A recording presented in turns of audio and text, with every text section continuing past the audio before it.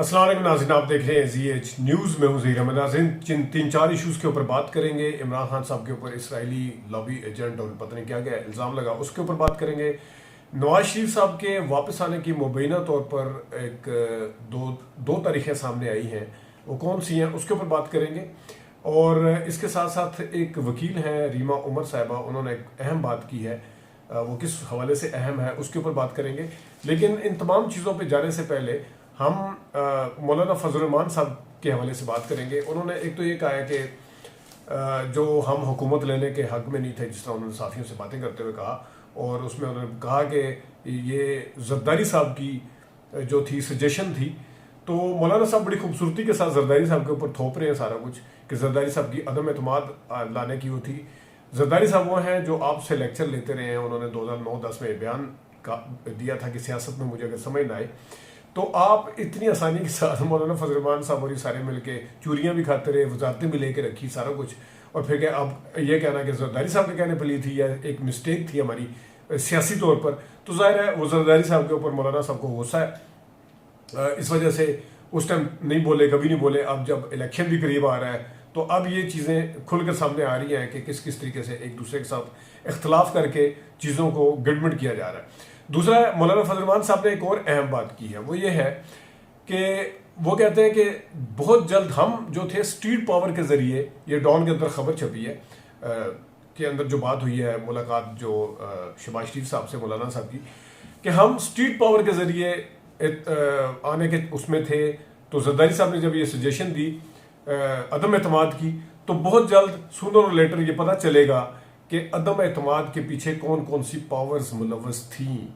तो इसका मतलब है कि इमरान खान साहब अपने ऊपर उतारने के हवाले से जो बातें करते रहे हैं कि मुझे इस्टेब्लिशमेंट ने और बाहर के किसी मुल्क ने मिल के उतारा है, फिर इसका तो ये मतलब है कि उनकी जो बातें हैं, जो उन्होंने खदशात उस टाइम बयान किए थे, जो बाद में आप बताते रहे कि उनके रिजीम चेंज ऑपरेशन किसने किया, किसके कहने पे किया, इसका मतलब ये है जिस तरीके से उन्होंने पावर्स का वर्ड लिखा है और ये पूरा बाकायदा तौर पर छपा हुआ है, तो उससे साबित होता है कि ये भी एक जो इमरान खान साहब कह रहे थे वो ठीक कहा जा रहा था।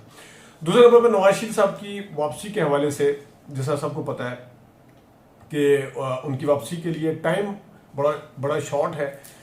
नवाज शरीफ साहब का बस नहीं चल रहा कि ये जो एक महीना गुजरना है, 1.5 महीना चीफ जस्टिस, मौजूदा चीफ जस्टिस का, वो जल्दी जल्दी गुजरे, क्योंकि जाहिर उन्होंने मुहिम भी चलानी है, पार्टी टिकट के हवाले से पार्टी के फैसले भी करने हैं, सारा कुछ करना है, लेकिन वो आ भी नहीं पा रहे। तो अभी तक ये सुना है, क्योंकि जाहिर है सितंबर के शुरू में बाकायदा तौर पर इनकी फेयरवेल पार्टी शुरू हो जाती है, जो मौजूदा चीफ जस्टिस है वो जाने से पहले, तो उस वक्त तक वो एक ना होने के बराबर ही होंगे। तो 4 और 6 सितंबर जो है वो डेट सुनने में आई है कि मियां नवाज शरीफ साहब इन डेटों में वापस आ सकते हैं। 4 या 6 की टिकट के हवाले से भी इवन उनके एक बहुत ही करीबी साथी हैं और सेनेटर हैं, उन्होंने इस चीज़ को ऑफ द रिकॉर्ड बताया।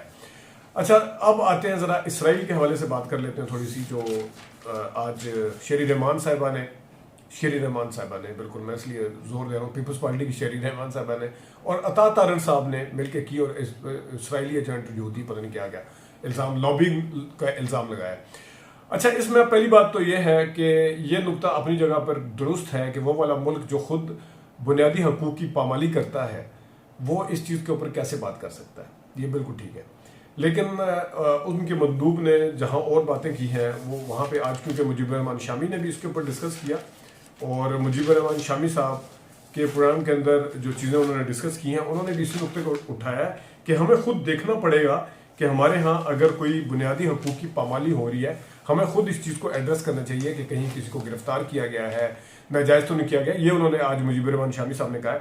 और जो एग्जैक्टली उनकी नायब मंदूब ने बात की, उन्होंने कहा कि जबरी गुमशुदगी, तशद्दुद, पुरमन एहतजाज पर क्रैकडाउन और मजहबी अकलियत के खिलाफ कार्रवाइयाँ रोकने के लिए अक़वाम मुत्तहिदा अपना रोल अदा करे।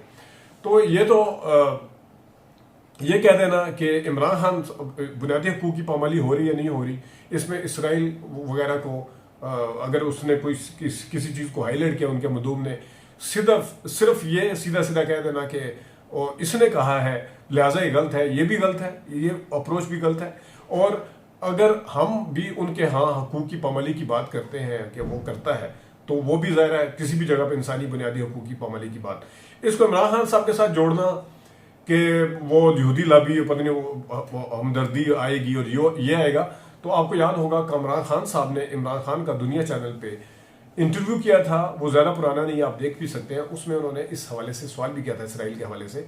जिस वक्त यहाँ पे खबरें आ रही थी उनके हवाले से कुछ बिजनेस शुरू करने की बातें हो रही थी, और किस को आपको पता है कि कमरान खान साहब किस चीज़ की लाइन लेते हैं, तो बातें हो रही थी। तो उस वक्त उन्होंने कहा था कि मेरी लाश के ऊपर होगा, ये मेरे होते हुए नामुमकिन है। इमरान खान साहब ने ये इस चीज़ के ऊपर, ये मुझे एग्जैक्ट याद है, अगर किसी ने वो इंटरव्यू सुनना है तो बेशक जाके सुना जा सकता है। अब आते हैं जनाब साहब, जो बात की है, रीमा उमर वकील हैं, प्रोग्राम भी करती हैं, मतलब उसमें हिस्सा लेती हैं एज ए तजियाकार या लॉ एक्सपर्ट कह सकते हैं। उन्होंने इलेक्शन के हवाले से कहा है कि अगर इलेक्शन अपने टाइम पे नहीं होते और फिर इस्टेब्लिशमेंट हो या हुकूमत हो, अवाम को चीज़ें अपने हाथ में लेनी पड़ेंगी। अब इसको क्या आप कह सकते हैं कि वो इश्तिहाल दिला रही हैं? हालांकि उन्होंने आगे से जिस टाइम एंकर ने पूछा कि बिल्कुल वो एहतजाज करें बाकायदा तौर पे निकल के, तो क्या उनके ऊपर भी इसी किस्म का कोई इल्ज़ाम लग सकता है या लगेगा?